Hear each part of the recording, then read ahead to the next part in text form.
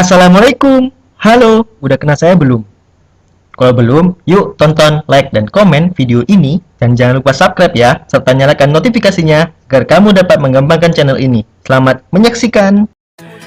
Assalamualaikum warahmatullahi wabarakatuh. Perkenalkan, nama saya Rudini dengan nomor induk mahasiswa C1F018029 Prodi Ekonomi Islam Universitas Jambi. Di sini saya akan mempresentasikan tentang mata kuliah akuntansi syariah yang diampu oleh Bapak Wirmi Eka Putra SCMSI dengan subtema yaitu adalah akuntansi syariah, hubungan akuntansi syariah dengan syariat Islam dan perkembangan transaksi syariah. Selamat menyaksikan.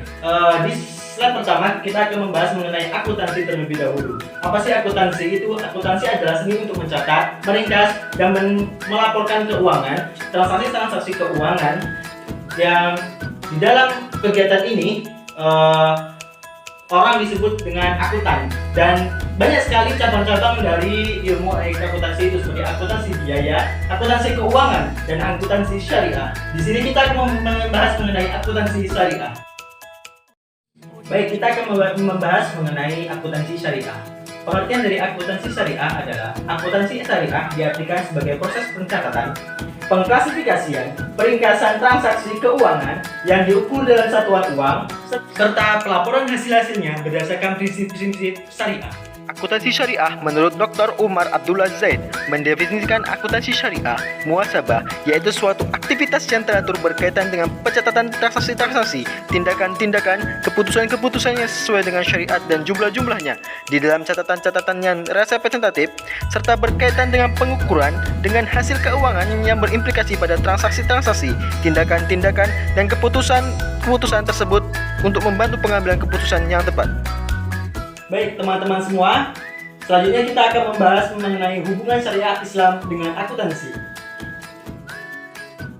Syariah Islam menjadi pedoman dan landasan setiap muslim dalam melakukan kegiatannya di dunia maupun di akhirat. Terus, bagaimana sih hubungan antara syariah Islam dengan akuntansi? Syariah Islam membantu dalam proses akuntansi. Hal ini dibuktikan dengan proses hisab, yaitu hisab adalah menghitung keamalan kita di perbuatan kita selama di dunia pada saat di akhirat nanti. Di dalam setiap kegiatan akuntansi membutuhkan sebuah kejelian, kedisiplinan, dan kejujuran, keadilan, dan lain sebagainya. Hal ini mengacu pada perintah Allah Subhanahu wa Ta'ala untuk membuat kita menakuni Rasulullah SAW. Islam mengayomi semua stakeholder, sedangkan akuntansi kapitalis memenuhi kepentingan pemilik modal dan ideologi kapitalis sekuler. Hamid et al. 208 yang dikutip Harahap 1992 mengemukakan dua hal. 1. Islam sebagai agama yang memiliki aturan-aturan khusus dalam sistem ekonomi keuangan, misalnya free interest banking system, dan pasti memerlukan teori akuntansi yang khusus pula yang dapat mengakomodasi ketentuan syariah itu. 2. Kalau dalam berbagai studi disebutkan bahwa aspek budaya yang bersifat lokal, nasional, boundaries sangat banyak mempengaruhi perkembangan akuntansi, maka Islam sebagai agama yang melampaui batas negara tidak boleh diabaikan. Islam dapat mendorong internasionalisasi dan harmonisasi akuntansi. Baik teman-teman semua, selanjutnya kita akan membahas perkembangan transaksi syariah. Transaksi syariah bermula dari negara Mesir. Namun pada zaman itu identitas Islam tidak terbuka secara umum. Hal ini dikaitkan dengan rezim yang sedang berkobar dan panas di daerah tersebut. Yang mencetuskan ini adalah Ahmad El-Najjar. Terus bagaimana sih tahapan dari perkembangan syariah itu sendiri? Kita mulai dari tahap 1 teman-teman semua. Tahap 1 ini para ulama belum menguasai secara pasti ilmu dari ekonomi Islam itu sendiri. Mereka masih berpatokan dengan ilmu ekonomi konvensional. Namun mereka paham bahwa bunga atau yang kita sebut dengan riba itu adalah hal haram. Mereka meninggalkan segala bentuk bunga, dan itu adalah tahap-tahap awal dari perkembangan transaksi syariah. Selanjutnya adalah tahap kedua. Di dalam tahap kedua ini, para ilmuwan muslim yang bekerja dan menuntut ilmu di perguruan tinggi negeri di Amerika Serikat dan Eropa, mereka berkumpul dan saling berdiskusi mengenai moneter Islam itu sendiri. Hal ini dimulai dari dasawarsa 1960-an. Selanjutnya kita akan membahas mengenai tahap ketiga. Di dalam tahap ketiga ini, para ilmuwan muslim telah mendirikan lembaga-lembaga keuangan dengan non-riba yang ditandai dengan berdirinya Islamic Development Bank pada tahun 1975 di Jeddah, Arab Saudi Arabia. Selanjutnya adalah tahap keempat. Di tahap keempat ini ditandai dengan pengembangan yang lebih integratif dan pendekatan yang lebih sophisticated untuk membangun seluruh teori dan praktek ekonomi Islam dari lembaga keuangan sampai dengan perbankan syariah. Baik teman-teman semua, selanjutnya kita akan membahas tentang transaksi investasi syariah dan keuangan non-bank. Selanjutnya kita akan membahas mengenai obligasi syariah.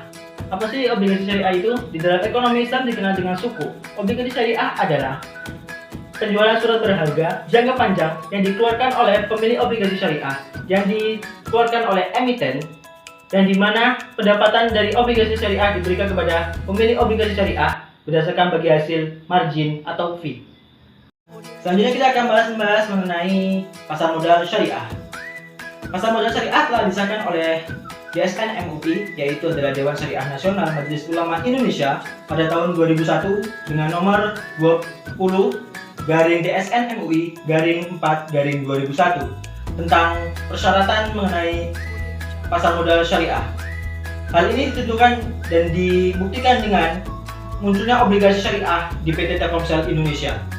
Selanjutnya kita membahas mengenai dana pensiun syariah. Dana pensiun syariah ini sesuai dengan perintah Allah Subhanahu wa taala untuk kita saling menolong dalam sesama manusia, dalam bermuamalah dan lain sebagainya. Maka dari itu, asuransi syariah mengeluarkan dana pensiun syariah sebagai timbal balik untuk kita sebagai manusia untuk saling tolong menolong dan menyikapi sifat Rasulullah SAW dalam bermuamalah. Selanjutnya adalah real estate syariah. Real estate syariah ini berkembang di Indonesia sebagaimana timbal balik kita memiliki sebidang tanah yang ada di dalamnya itu dikreditkan, tetapi tidak berdasarkan bunga ataupun riba, melainkan dengan bagi hasil.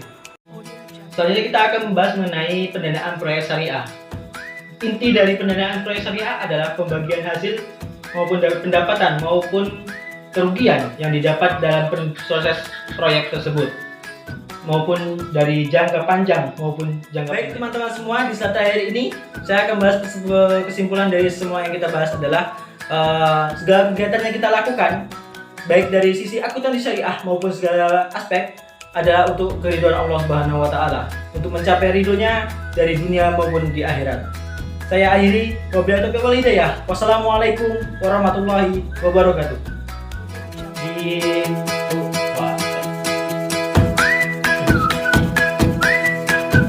Tahap 1 ini diawali pada tahun 1990. Setiap orang yang bekerja di akuntansi syariah haruslah berprinsip dan keuangan yang